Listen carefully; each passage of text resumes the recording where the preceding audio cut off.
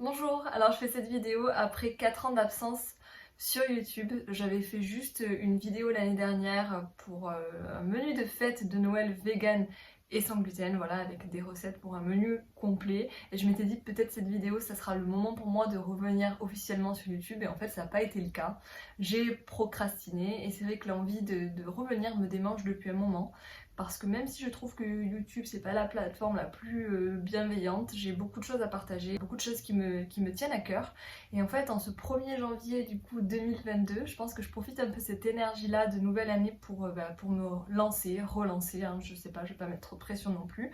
Mais voilà, j'espère que je vais avoir une régularité pour échanger les choses que j'ai envie d'échanger et de partager avec vous ici. Comme depuis des années, ma motivation première, c'est vraiment les animaux. C'est pour ça que je suis sur les réseaux sociaux, pour essayer en fait de sensibiliser à leur sort et voilà, de faire changer les mentalités et les modes de vie à ce niveau-là. C'est là aussi ce qui me motive pour revenir sur YouTube, dans le sens où ce jour, le 1er janvier, est assez particulier pour moi, puisqu'en fait ça fait 11 ans aujourd'hui que j'ai arrêté de manger les animaux.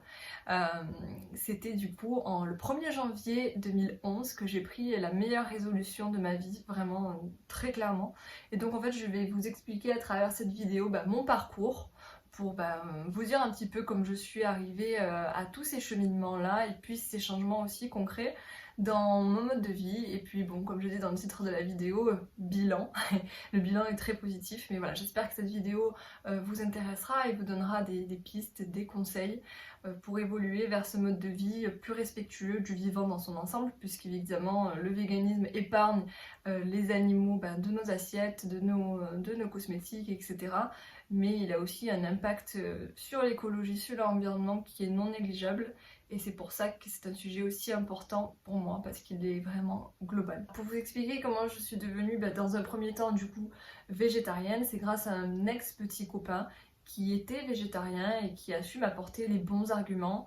Et entre autres, ce qui m'a marqué, c'est qu'il m'a montré le film documentaire Earthlink, ça veut dire terrien. Il est disponible sur YouTube gratuitement. Voilà, c'est un film reportage, on va dire, qui décrit la condition animale sur Terre en 5 étapes. C'est d'abord le sort des animaux de compagnie, après les animaux d'élevage pour la nourriture, les animaux pour les vêtements, les animaux pour le divertissement et enfin les animaux pour la science, donc ce qu'on appelle la vivisection, les tests sur les animaux. Et donc c'était très clair et pour être moi aussi claire avec vous, c'était aussi très difficile à regarder, c'est vraiment violent, mais en fait il me semble que c'est vraiment important de savoir ce qu'on finance quand on finance tout ça en fait, parce que on pense savoir mais finalement on ne sait pas vraiment. Et donc j'ai regardé ce documentaire là le 31 janvier 2010 pour être précise sur les dates et il m'a vraiment marqué et je me suis dit ok, demain il faut qu'on le voit avec mes parents, il faut que mes parents voient ça. Et donc ils étaient un petit peu réticents au début parce qu'ils nous disaient non mais ça va, on sait, on connaît tout ça, enfin on n'a pas envie de voir ces images là, on sait très bien ce qui se passe, voilà, gardons ça loin de nos yeux. Et j'ai insisté, et je pense pour me faire plaisir et aussi parce que c'est des personnes qui sont sensibles et ouvertes. Ils ont accepté de regarder ce documentaire avec moi, donc mes parents et mon frère également. Et en fait, c'est vraiment un documentaire qui a laissé un froid. Je pense que tout le monde était assez choqué, mais aussi très ému. Et ce qu'on s'est dit à partir de ce moment-là, c'est que on allait arrêter de manger les animaux. On s'est dit on va finir tout ce qu'il y a dans les frigos et ensuite on n'achètera plus jamais d'animaux, on n'en mangera plus jamais. Et en fait on n'a même pas été capable entre guillemets de finir ce qu'il y avait dans le frigo. On a tout donné à mes grands-parents à l'époque et on est devenu finalement végétarien à partir de ce jour-là. Et tout le monde est resté, même tout le monde est devenu vegan depuis et l'est encore. Voilà, donc comme je le disais tout à l'heure, meilleure résolution de nos vies. Il faut savoir que à l'époque, moi je faisais des études de diététique, nutrition, donc je me rappelle que, enfin, je pensais que je savais des choses au niveau de la nutrition. J'étais dans un BTS où on m'apprenait à faire des menus où on mettait de la viande et du poisson midi et soir. On cuisinait des animaux lors des TP cuisine tout le temps et moi j'étais en train de devenir végétarienne du coup à ce moment-là. Et c'était de plus en plus difficile pour moi de supporter ces études-là. Surtout que je sentais aussi qu'il y avait le poids des lobbies alimentaires qui pesait énormément sur le programme, parce que on sentait la présence du PNNS fortement dans les cours, c'est le plan national nutrition santé, et c'est quelque chose entre autres qui me pesait. Je trouve que c'était pas un BTS, enfin j'en parle mais je sais pas ce qu'il est aujourd'hui, hein, mais qui en tout cas à l'époque me semblait pas du tout moderne et n'avait pas les valeurs que j'étais venue chercher à travers cette formation. Voilà, de santé avant tout bien sûr, mais aussi d'environnement, de respect du vivant dans son ensemble, voilà, c'est des valeurs que je retrouve aujourd'hui dans la formation que j'ai entamée il y a quelques mois de naturopathie. Et je pense que c'est ça, depuis le début, quand je me suis lancée dans les études de diététique et nutrition avec ce BTS, c'était ça que je cherchais, c'était cette énergie-là. Mais je crois qu'à l'époque, il y a 11 ans, je connaissais même pas ce que c'était le mot naturopathe. Tout ça pour dire qu'au début, je pouvais avoir assez peur, un peu comme tout le monde, pour les protéines ou autre, mais finalement, c'était parce que j'étais pas du tout renseignée. Enfin, on m'avait pas appris à réfléchir, à penser de cette façon-là. Et c'est vrai que j'avais un petit peu d'appréhension au début, mais comme je l'ai dit, mon cheminement s'est fait petit à petit, et au moment où j'ai lu le documentaire Earthling, là c'est vraiment à ce moment-là où je suis devenue végétarienne. Donc j'ai arrêté ensuite ce BTS diététique qui ne me correspondait en rien. J'avais peur de regretter cette décision parce que finalement arriver à avoir ce diplôme, ça m'aurait donné une certaine légitimité pour justement appuyer ma parole entre guillemets pour les animaux, et finalement je le regrette pas, c'était pas du tout pour moi et je devais me forcer de trop. Il est vrai qu'à partir de ce changement de mode de vie là, enfin dans cette transformation végétarienne dans un premier temps, j'avais aussi commencé, évidemment, parce que ça se suit, ça me paraît assez logique, mais à ne plus porter de cuir, je veux dire de fourrure, de cuir, mais en vrai je m'en portais déjà très peu, mais voilà, à vraiment proscrire ça et faire attention à mes achats. Pareil pour laine, soie, duvet, etc. Et aussi au niveau des cosmétiques, alors que j'étais entre guillemets juste végétarienne, je faisais aussi attention à mes cosmétiques, que la composition du coup soit végane et que le produit fini ne soit pas testé sur les animaux. Et voilà, et c'est vrai que quand on nous disait, bon, il faut remettre aussi dans le contexte, c'est il y a 11 ans, ça a tellement évolué en fait, les mentalités, le point de vue des gens sur ces modes de vie, l'offre de consommation végane, etc. Ça a vraiment explosé, et c'est vrai que du coup, bon, j'ai l'impression qu'on pouvait avoir des pensées, et c'est normal, bien plus arriérées à cette époque que maintenant. C'est sûr que tout le monde a évolué vers ça, et c'est une bonne chose, et c'est grâce au travail des militants qui ont sensibilisé à la cause animale, aux droits des animaux. Et d'ailleurs c'est vrai qu'en devenant végétarienne, c'est très vite je me suis mis à militer dans la rue. Bon, il y a plusieurs façons de militer, d'être voilà, militant, activiste ou autre. J'ai beaucoup fait d'actions de sensibilisation dans les rues, distribuer des flyers, faire des actions un petit peu coup de poing, un petit peu choc, avec des pancartes, ou même des manifs, etc. J'ai fait beaucoup de choses comme ça, alors que j'étais juste végétarienne, et c'est dans ces moments-là que je rencontrais en fait des personnes comme moi, végétariennes, et ça c'est vraiment top, surtout à l'époque, je peux vous dire qu'on était très seuls, et vegan aussi. Et c'est vrai que moi je me disais, ah c'est bien, mais peut-être ils vont, j'allais dire un peu loin. Oui, je pense que je me disais ça en tout cas à l'époque, ça me semble fou aujourd'hui, parce que clairement pas du tout loin.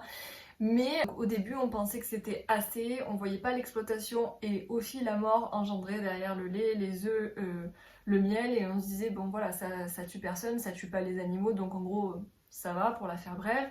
Et voilà, petit à petit, à force de rencontrer des gens, de se renseigner, d'aller de site en site, d'association en association, et se renseigner sur les pratiques d'élevage, etc., on a compris que clairement non, c'était pas assez d'être végétarien, que les animaux souffraient encore beaucoup de par notre consommation voilà, des produits que j'ai cités. Et il y a eu aussi d'autres reportages, d'autres documentaires, d'autres ouvrages. Je lis très peu ces dernières années, mais à l'époque le sujet m'avait tellement passionnée que je m'étais mis à lire pas mal d'ouvrages qui ont été des ouvrages assez cruciaux à participer à changer les mentalités ces 10-15 dernières années.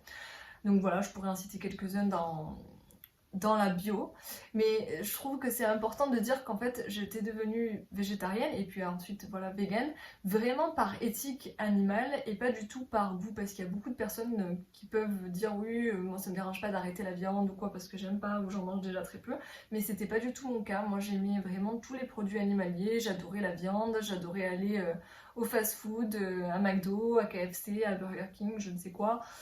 J'adorais les barbecues, j'adorais le fromage, j'aimais tout. En termes gustatifs, j'aimais vraiment tout et j'ai arrêté vraiment parce que j'ai pris conscience que ce n'était pas de la nourriture et qu'il y avait des êtres vivants derrière ces plats là. Donc comme je disais, ça s'est fait petit à petit cette transition vers le véganisme et je me rappelle là encore d'un documentaire phare qui là aussi est connu un petit peu dans ce milieu de la cause animale. C'est plutôt en fait un discours, c'est le discours le plus important de votre vie, c'est ça le titre, de Gary Yourofsky. Bon, c'est une personne qui est souvent critiquée, mais en tout cas moi, elle a vraiment participé à me faire devenir végane et je sais ça a été le cas pour des milliers et milliers de personnes, donc merci Gary pour ça, pour ce discours-là qui est poignant.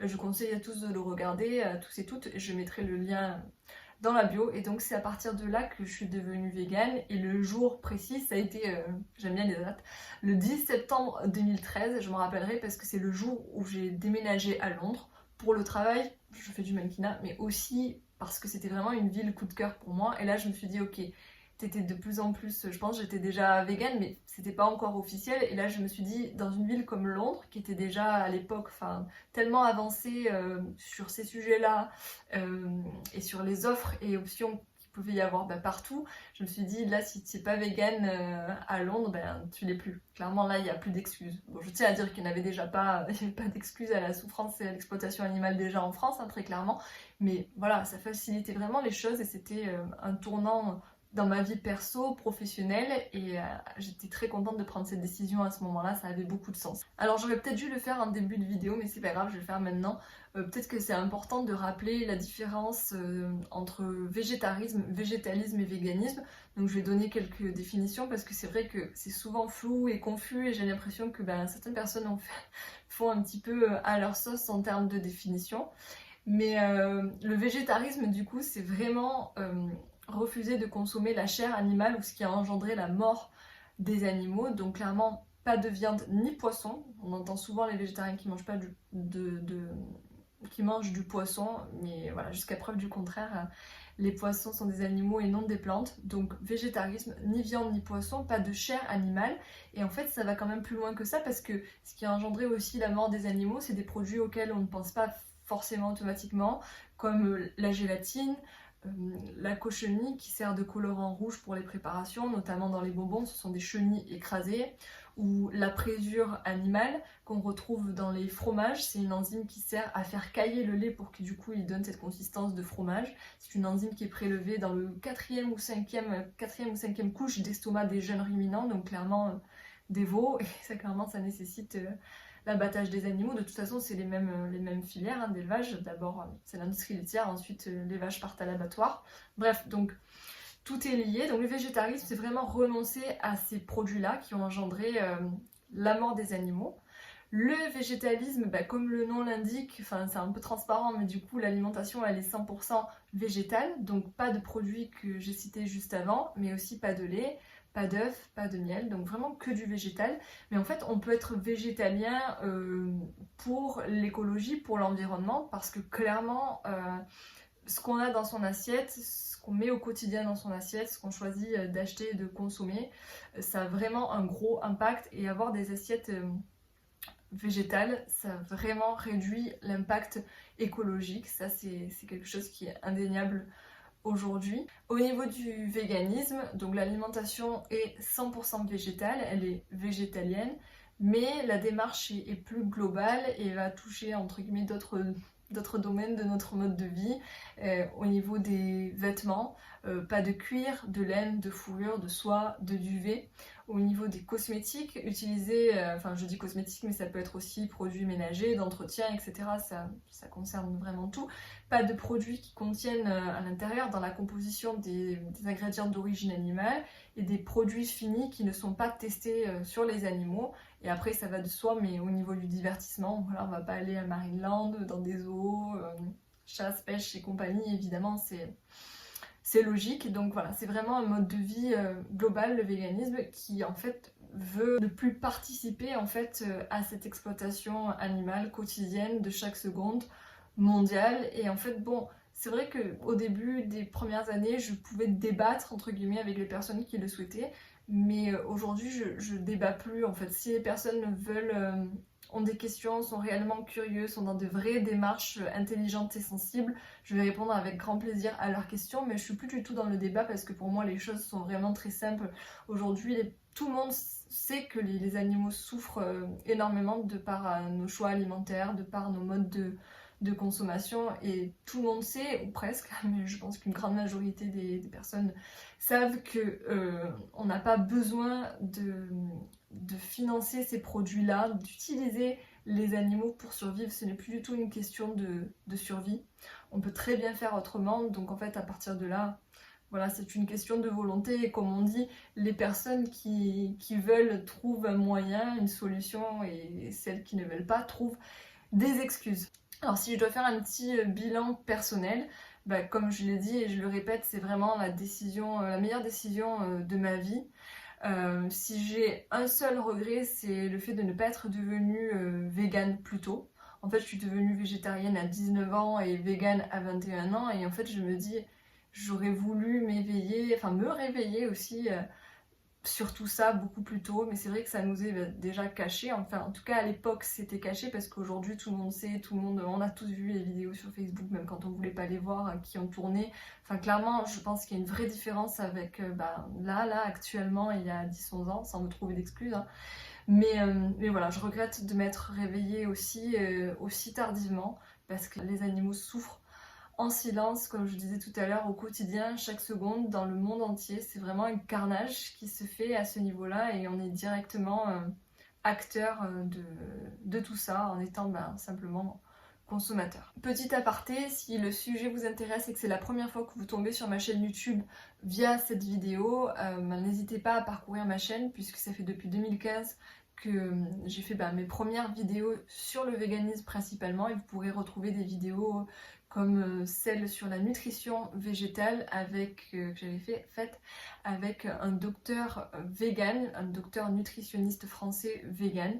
On vous donne plein d'astuces au niveau nutrition, et aussi entre autres le témoignage de mes parents et de leur transition vers le véganisme. Je trouve que c'était intéressant de les faire parler sur ce sujet, et peut-être que ça inspirera vos parents si vous leur montrez cette vidéo. Voilà, j'espère que cette vidéo vous aura plu, j'espère surtout qu'elle vous inspirera.